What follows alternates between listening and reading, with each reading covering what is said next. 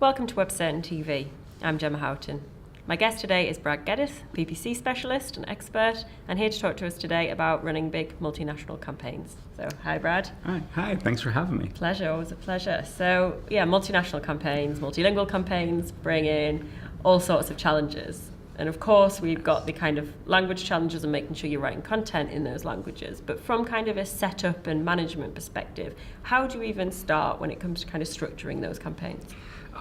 So before you really start, like any account, right, you're thinking about who your customers first. Because when you think of multi-language, multi-country, you have some companies that are travel-based companies. So they're often thinking about, all right, someone is searching in French, but they're actually going to a German destination. Yeah. Right, and that's one consideration, and that's a different kind of structure than if you happen to be a e-commerce company. Because when you think of e-commerce, you have rules around taxes and advertising dollars, which are country specific. Yeah.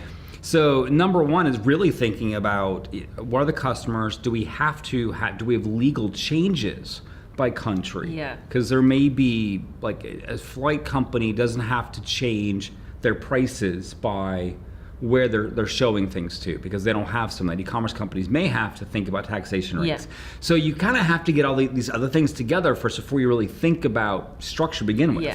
Yeah. And often I think legal regulations kind of missed in some of these things.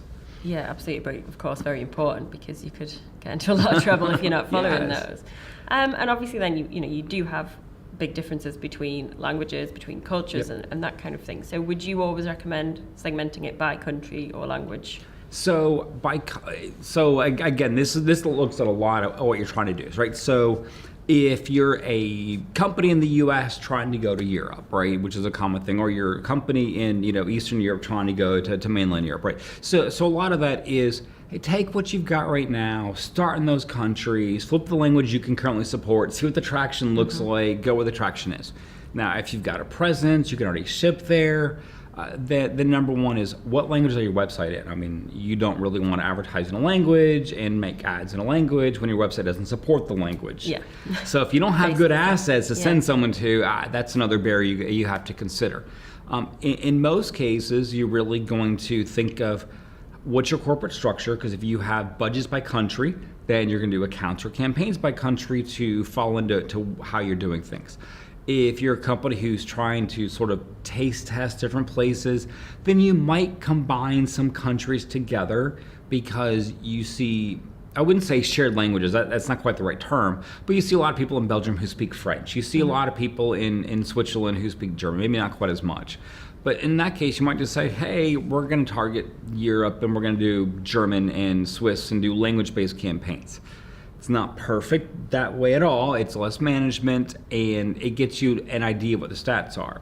Perfection, of course, is to really get down to market base, because obviously if you speak German but you live in Switzerland, you have still a different ideology than someone who lives in Germany, right? So your ideal is a country language combination. It never happens in reality, because you've got Belgium being a great example. You have multiple language support for 12, 16 million people. I forget what Belgium is. So those are those main considerations. But really, opening up language targeting is just an important consideration, because there's so many. Google figures out languages so differently than users do. Yeah. They don't actually use the query language as a signal as a language actually being targeted. Yeah. Which is an odd thing. So get that thinking clean, what you want to do, what your expansion plan looks like, and start from there. But of course, local writers, always the best writers. Localizing by country, always the best way to do it. Yeah. You guys know this very, very well, Yeah. right? You get lots of horror stories. Yeah, absolutely, and it is very important. But of course, like you say, it's not always straightforward. And it can be pretty big campaigns. Yep. Now you've as well got the challenge of mobile, desktop, tablet, however people are searching, which adds to the complexity again. And obviously that also varies by country. So what do you need to think about in terms of your device targeting in these campaigns? Yeah, so Google has really pulled back the ability to do device targeting, right? So in many ways, you really need to figure out your attribution funnel Are you willing to pay for some mobile clicks that aren't conversions? That again assumes non-e-commerce. The e-commerce rates for mobile devices are just going up and up. People are finally becoming willing to just buy on a phone and not deal with it. In B2B, they're not going to convert, right? They're going to see the brand some, but rarely do they convert. And of course, there's lots of exceptions. So what does your attribution look like? Don't do budgets by devices.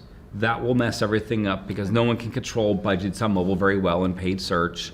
And things that looks like, and of course, landing page experience. It better work everywhere. No desktop pages to mobile devices. Experiment with mobile only.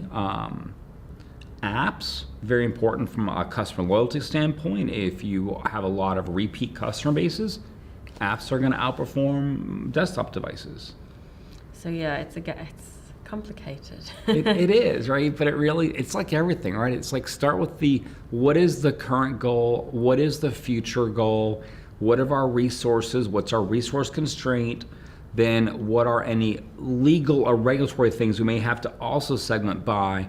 And once you have that in place, then it gets down to how do we really structure this, right? And if it's, because you may be a small company in 6 countries, you may be a massive company in 6 countries. So it's kind of like, how do you set up an e-commerce company? And if you got 5 products, it's pretty easy. If you got 1 million, it's a whole lot different. Yeah, and you need to be smart about not trying to bite off too much in the first instance, definitely for sure.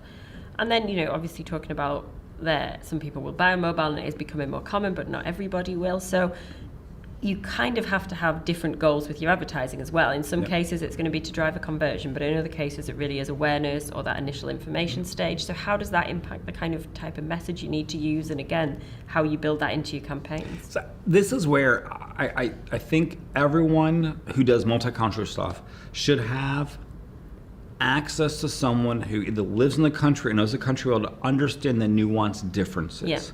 Especially when it comes to like payment methods, because you'll have some countries, they prefer paper invoices still. They'll buy from you if you can invoice them. Others, credit cards are fine, or there's no cash left in the country, right? And so everyone's different. So having that connection to local is important, because a lot of companies don't. They say, here's how we target people, and let's hire someone or do it ourselves of how to do the translation. And they're not localizing an offer or thinking about the things that make big differences. Invoicing being a really important thing in some countries, and others like, who would do an invoice, right? That still exists. And that's important details that are easy to overlook, but really important details. So when you think of how you're going to localize it, don't do it from the home office, right? Or at least have the home office connected to local individuals, or at least someone who understands the culture well. And then how realistic is it, how sensible is it to kind of look at all your different countries as kind of, and benchmarking them against each other, comparing them? How much do you really need to take them all as separate ideas? So the company, from a P&L standpoint, is going to benchmark them together. So you have to consider that. But it's not realistic. You have certain countries who absolutely love social and paid search doesn't do great. You have other countries who social is just the afterthought thing, who paid search does wonderful. You have some hybrids in the middle. And so benchmarking your data between countries, it's kind of like benchmarking your data agency versus in-house for the people in this industry. It looks completely different. If you surveyed in-house versus agency, they would give you they would all be similar in their types. And Italy and Germany, like how much, they don't share a lot of commonalities. No. Right? And so you there are archetypes and they're terrible to use in some ways, but in some ways they're really useful to kind of think of. Just to at least help you be aware that they're not the same. They're not the same. And so you're not going to see similar metrics between them. And it's very important not to just isolate that data and look at the numbers purely and not think about those additional factors. Or why it's that way. Right? If you say, okay, so Germany, our paid search is amazing and our social is terrible.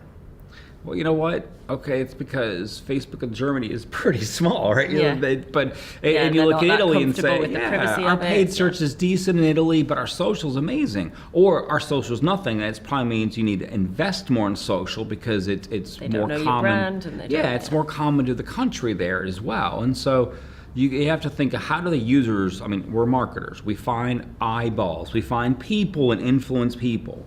We can't tell them, hey, stop going to Facebook and start searching. Yeah. Right? No, right? We have to say, what does your daily base look like? What do you do? And then where do we meet you where you're already at? Right? Yeah. And that's where marketers in some cases want to influence where users get their information. It's not that way, right? Yeah. We say, where do you get your information? And let's make sure at that point in time we can give put the you correct it. influence Yeah. in place. Yeah.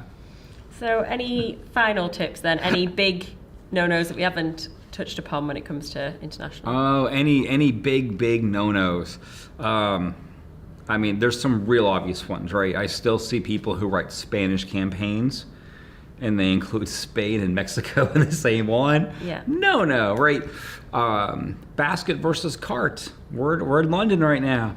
You know what? It's not a cart here. It's a basket. Yeah.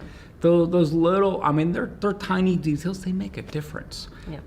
Some of the fun ones we're working on, just give a teaser, right, is for travel specifically, when language of search is opposite or not included in the native of country, you can target travelers.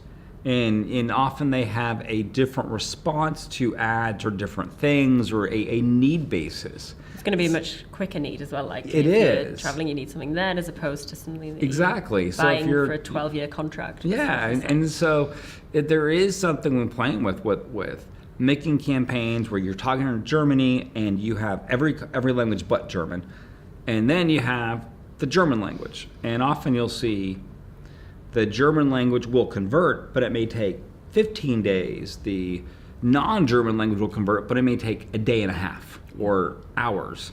And so there are ways of thinking about, do you have differences in that too? Great. Well, thank you very much for talking to us today, Oh, Brad. thank you. It's always fun. Thanks.